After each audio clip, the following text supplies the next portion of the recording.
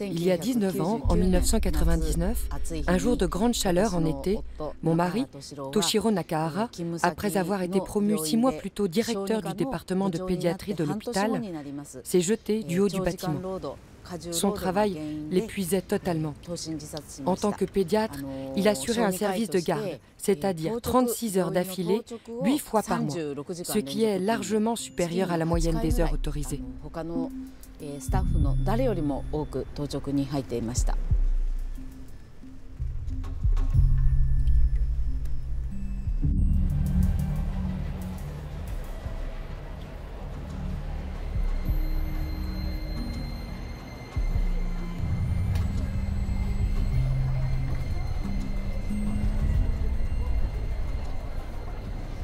職業は印刷会社の営業ですね。で、今平均でだいたい月50時間残業してますね。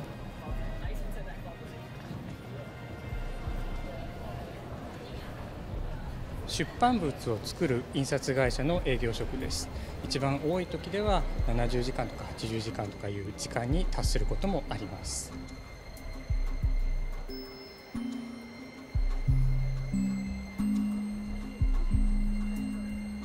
職業デザイナーグラフィックデザイナーやっています。で多い時の残業時間はだいたい月80時間とかそこら辺ですね。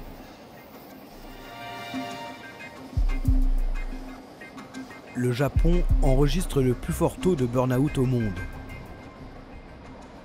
Mais plus grave encore, selon le gouvernement, un travailleur sur 5 risque de mourir de surmenage. Ce phénomène porte un nom, le karoshi, la mort par épuisement. Chaque année, plus de 1000 salariés perdent la vie au travail. Crise cardiaque, accident vasculaire ou suicide, la lutte contre la culture jusqu'au boutiste des salariés japonais est désormais une cause nationale. Au Japon, la semaine de travail est officiellement de 40 heures, mais aucune limite n'est fixée pour les heures supplémentaires. Miwasado travaillait pour la NHK, le plus grand groupe audiovisuel public du pays. En 2013, la journaliste de 31 ans meurt d'un arrêt cardiaque, épuisée. Elle avait toujours ses 3 téléphones portables avec elle quand elle travaillait. Et quand elle est décédée, elle tenait ce portable comme ça dans la main. Quand on l'a retrouvée morte, elle le tenait comme ça. Miwasado couvrait les élections municipales et sénatoriales à Tokyo. Durant les 2 mois de l'été 2013, la journaliste avait travaillé plusieurs centaines d'heures supplémentaires. Miwa était en bonne santé, mais elle travaillait plusieurs mois de suite sans prendre de week-end. Elle ne dormait quasiment plus. Cette campagne politique a duré 2 mois. Le premier mois, elle a travaillé 189 heures supplémentaires. Et le deuxième, plus de 200 heures. C'est comme si vous couriez à 200 à l'heure chaque jour. Elle ne se reposait jamais. Elle travaillait en équipe avec 4 autres personnes expérimentées. Il y avait 3 journalistes, un rédacteur en chef et Miwa. Les 3 journalistes étaient chargés de couvrir le Parti libéral, le Parti démocrate et le Parti communiste. Et Miwa, qui était la plus jeune, devait se charger de tout le reste. C'était un énorme travail. Ce drame a choqué le Japon. En octobre dernier, 3 ans après la mort de Miwasado, la NHK a fini par reconnaître publiquement que la jeune femme était décédée de karoshi.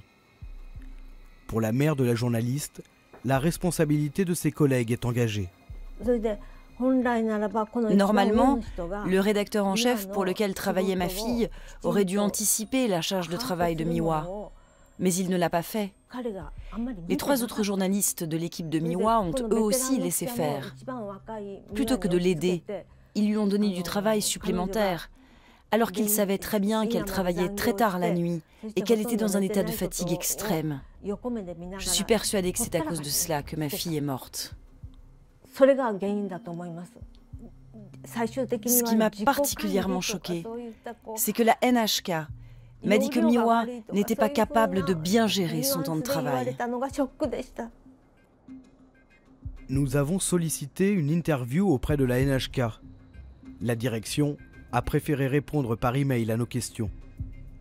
Au moment du décès de Miwa Sado, nous avions un système de temps de travail qui ne prenait pas en compte les heures passées en dehors du bureau.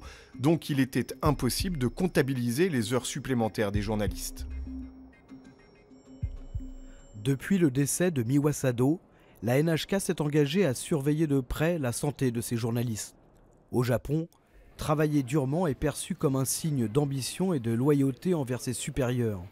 Ce système dévastateur où les salariés se sentent obligés de rester à leur bureau est dénoncé par ce sociologue. Le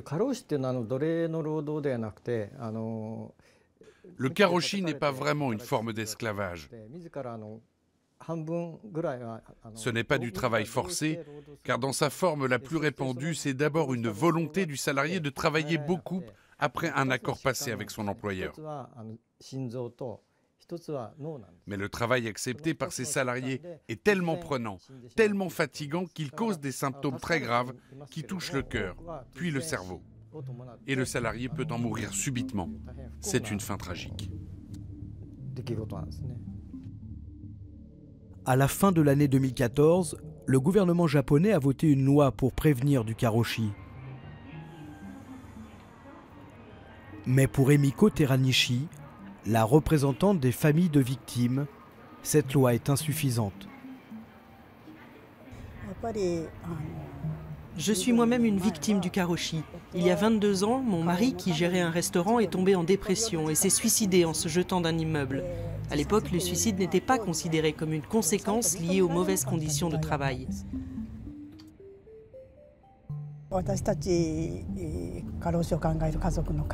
Avec mon association de soutien aux familles des victimes de karoshi, nous travaillons depuis 2011 à l'élaboration de la loi de prévention de ce phénomène.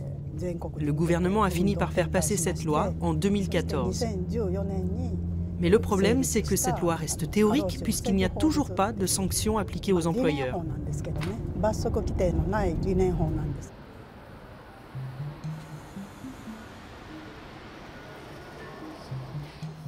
Dans les sous-sols du ministère du Travail, Emiko Teranishi et son équipe se préparent pour une réunion officielle autour du karoshi. L'objectif est de faire pression sur le gouvernement pour que des sanctions soient enfin appliquées. Madame Teranishi, vous commencerez à vous exprimer en nommant les critères de reconnaissance du karoshi. Et ensuite, vous expliquerez les mesures de prévention des cas de suicide. Puis je prendrai la parole pour évoquer les différents points liés à la réforme de la loi sur le travail.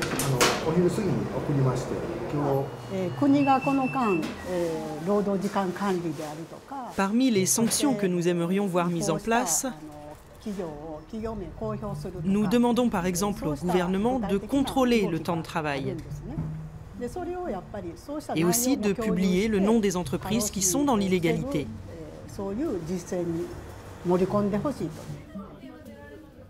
Pour la première fois cette année, le ministère du Travail ouvre ses portes aux familles de victimes pour confronter les points de vue. Une manière de montrer que le gouvernement est mobilisé sur cette question. Nous allons donc parler du document 1.1 concernant la loi sur le karoshi et des études menées par les députés pour éviter d'autres situations. Nous étudierons aussi le document 1.2 sur les études et recherches concernant ce phénomène de karoshi. Interdite aux médias, la réunion n'a pas débouché sur des engagements concrets du gouvernement. Une déception pour les familles.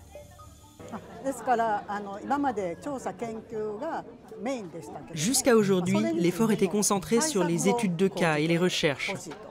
Maintenant, il est temps de trouver des mesures concrètes pour prévenir ce problème.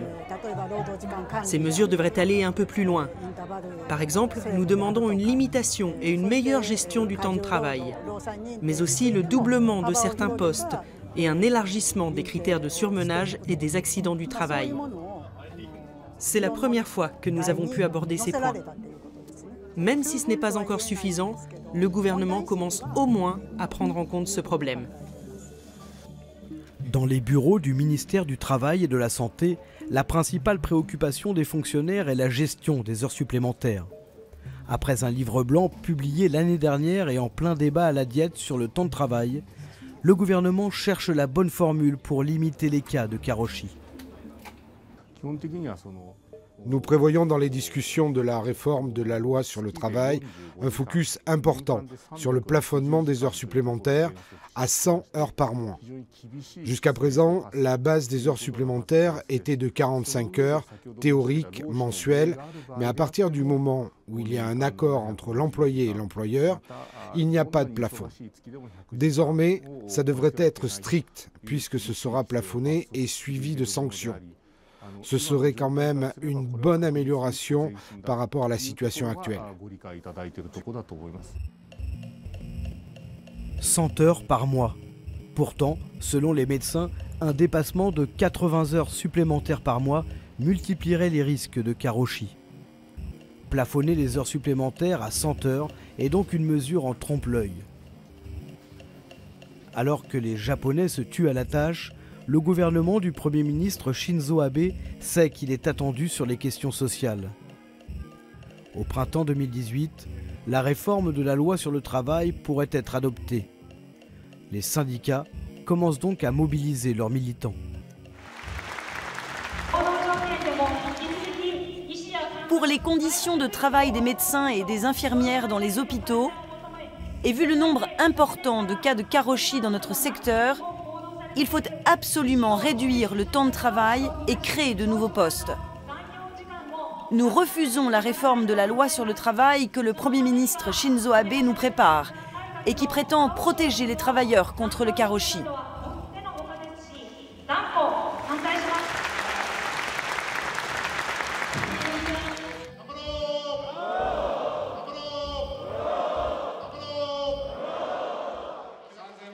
Odagawa Yoshikazu, le président de la Confédération nationale des syndicats, est aux avant-postes dans la lutte contre la politique sociale de Shinzo Abe. Dès le printemps, il mènera une bataille sur plusieurs fronts. Il y a 3 gros problèmes au Japon. Le karoshi d'abord, qui est un véritable enjeu dans notre pays. Puis il y a l'augmentation des temps partiels, du travail en intérim et de tous les contrats qui ne sont pas des CDI et qui représentent 40% des travailleurs au Japon. Et enfin, nous sommes le seul pays parmi les pays développés où les salaires sont en baisse depuis 20 ans.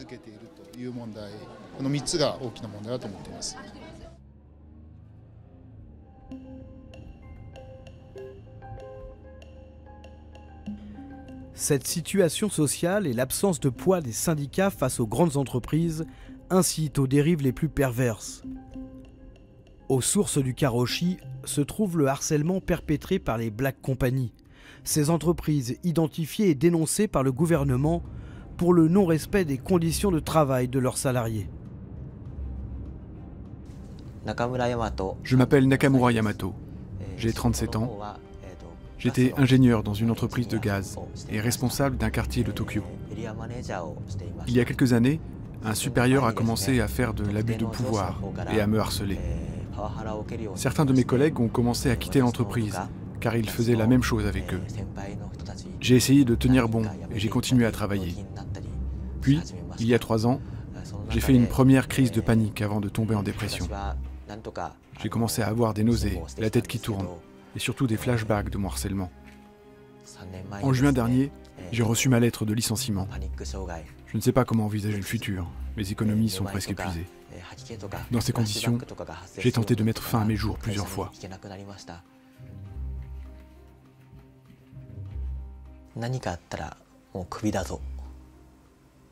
Mon supérieur me menaçait de licenciement en permanence. Il entretenait une relation malsaine avec nous, les employés. Chaque matin, lors du point entre collègues, il nommait chacun d'entre nous pour dénoncer toutes nos défaillances. Et c'était quotidien.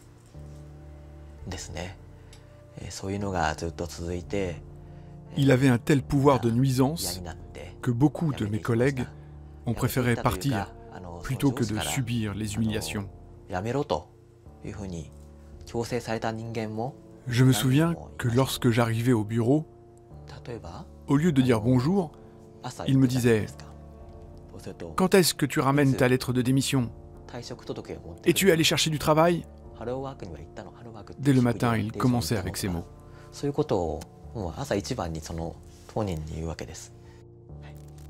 Yamato n'a pas supporté cette pression. Son harcèlement a été suivi d'une falsification de ses heures de présence au travail. Là, vous voyez, ce sont les fiches de pointage des horaires. Celle du centre, c'est la mienne. Et on voit qu'il est à bien l'heure du matin et du soir. Début 9h34 du matin, fin 20h04. Mais le problème est là. Regardez, le supérieur a marqué 8h30 de temps de travail. Et tous les jours, il a noté seulement 8h30, alors que j'en étais au moins à 11h de temps de travail.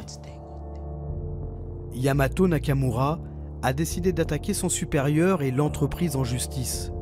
En attendant le jugement, il tente de s'en sortir en médiatisant son histoire. Au début, je n'avais que de la colère envers ce supérieur et mon entreprise.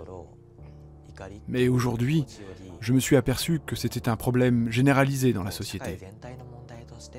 La plupart des Japonais, qui ont subi les mêmes choses que moi, préfèrent se taire.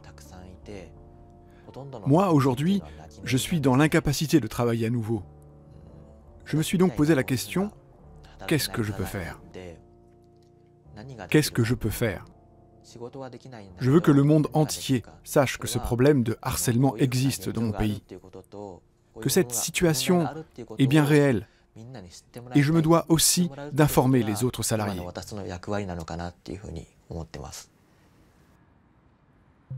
Yamato a fini par reprendre goût à la vie au contact d'autres victimes de harcèlement ou de karoshi. Chaque dimanche, il se rend désormais à une réunion pour échanger sur leurs souffrances.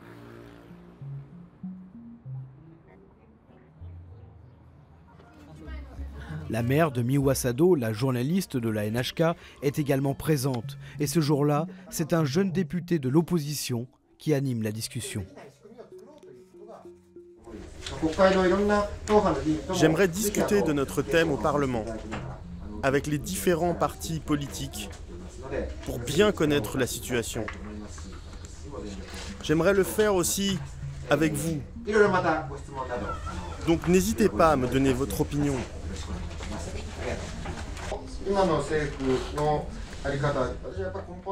Au début, le gouvernement était du côté des industriels et du profit des grosses entreprises. Mais aujourd'hui, grâce aux salariés et à leurs familles, le gouvernement ne peut plus faire semblant d'ignorer ce problème. Il a donc commencé à se préoccuper des cas de karoshi.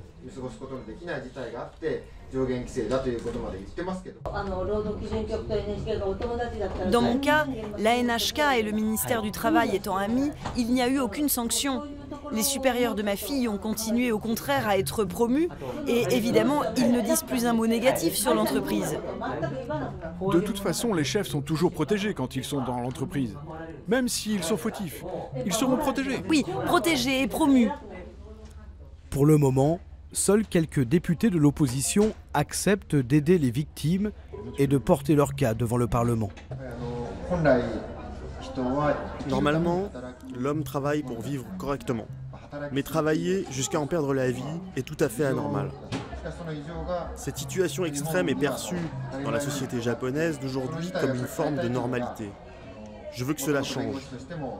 C'est une conviction que je voudrais défendre au Parlement. Au Japon, l'esprit d'entreprise prime sur le bien-être de l'individu. Concilier le travail et la vie de famille devient difficile quand la performance est mesurée au nombre d'heures passées au bureau.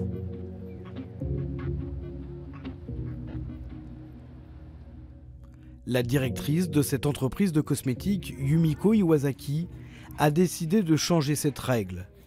Les bonnes conditions de travail du salarié sont un bénéfice pour son entreprise.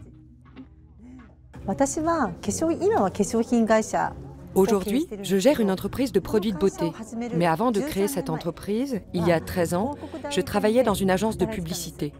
C'est un milieu où l'on travaille beaucoup et les horaires étaient tellement importants que je rentrais avec le dernier métro. Et parfois, je ne pouvais même pas rentrer chez moi. Je voulais que cela change. J'ai donc créé un environnement de travail différent en améliorant les conditions de travail. Et c'est pourquoi il n'y a pas d'heures supplémentaires dans mon entreprise. En chef d'entreprise bienveillante, Yumiko a réussi à concilier le business et l'intérêt de ses salariés. Il y a encore beaucoup d'entreprises au Japon qui demandent à leurs employés d'effectuer des heures supplémentaires. C'est très difficile de changer cette habitude. Si notre entreprise est reconnue comme un modèle, c'est parce que malgré la baisse du temps de travail, notre chiffre d'affaires est tout le temps en hausse.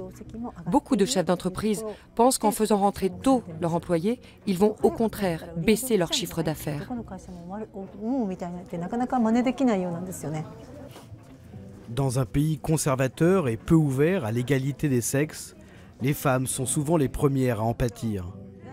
Yumiko a donc également décidé d'aménager les horaires. Azuma, tu as des enfants, n'est-ce pas? Dis-nous à quelle heure tu arrives ici et à quelle heure tu repars, sachant que tu dois élever ton enfant. Actuellement, je travaille avec des horaires aménagés. Le matin, j'arrive à 9 h et je repars à 16 h 30, ce qui me permet d'aller chercher mon enfant à la crèche.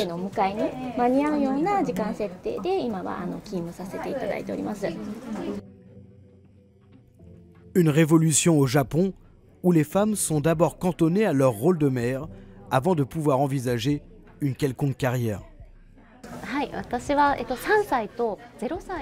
Au moment de l'entretien, j'avais un enfant de 3 ans et un nouveau-né et je ne pouvais pas faire garder le plus petit. Donc en effet, je n'avais pas d'autre choix que de l'emmener avec moi. J'avais demandé aux ressources humaines la permission avant de venir et ça m'a gentiment été autorisé. Durant cet entretien, c'est même la directrice générale qui s'en occupait. J'ai donc pu passer mon entretien en toute sérénité.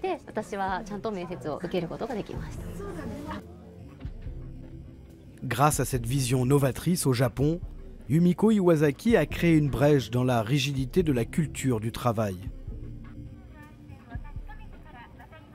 Malgré cette initiative, le pays est encore loin d'une révolution des mentalités.